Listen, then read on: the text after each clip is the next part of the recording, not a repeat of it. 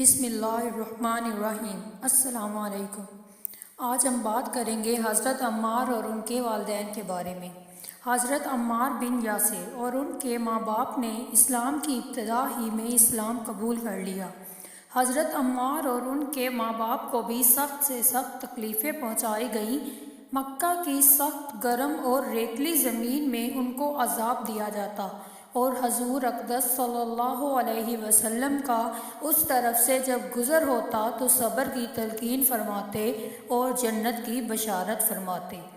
آخر ان کے والد حضرت یاسر اسی حالت میں وفات پا گئے کہ ظالموں نے مرنے تک چین نہ لینے دیا، اور ان کی والدہ حضرت سمیہ کی شرم گاہ میں ابو جہل ملعون نے ایک ایسا برچہ مارا جس سے وہ شہید ہو گئیں، مگر اسلام سے نہ ہٹی۔ حالانکہ بوڑھی تھی، ضعیف تھی، مگر اس نے کسی چیز کا بھی خیال نہیں کیا۔ اسلام میں سب سے پہلی شہادت ان کی ہے، اور اسلام میں سب سے پہلی مسجد حضرت عمار کی بنائی ہوئی ہے۔ حضور اقدس صلی اللہ علیہ وسلم ہجرت فرما کر مدینہ تشریف لے گئے تو حضرت عمار نے کہا کہ حضور کے لیے ایک ایسا مکان بنانا چاہیے جس میں تشریف رکھا کریں، دوپہر کو آرام فرما لیا کریں اور نماز بھی سائے میں پڑھ سکیں۔ تو قباء میں حضرت عمار نے اول پتھر جمع کیے اور پھر مسجد بنائی۔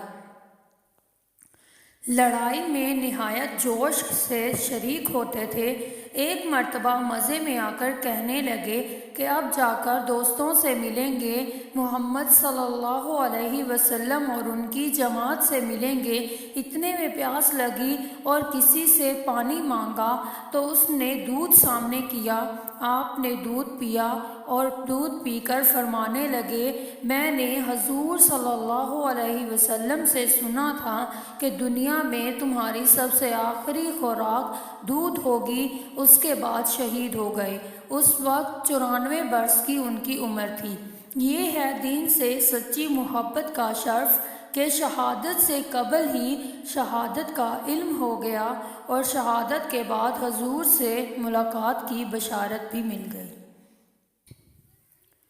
اگلی ویڈیو میں ہم آپ کے لیے واقعہ لے کر آئیں گے 3 سچے پکے مسلمانوں کا جو تبوک کی جنگ میں بغیر کسی عذر کے غیر حاضر رہے اور بعد میں ان کی توبہ کا حال۔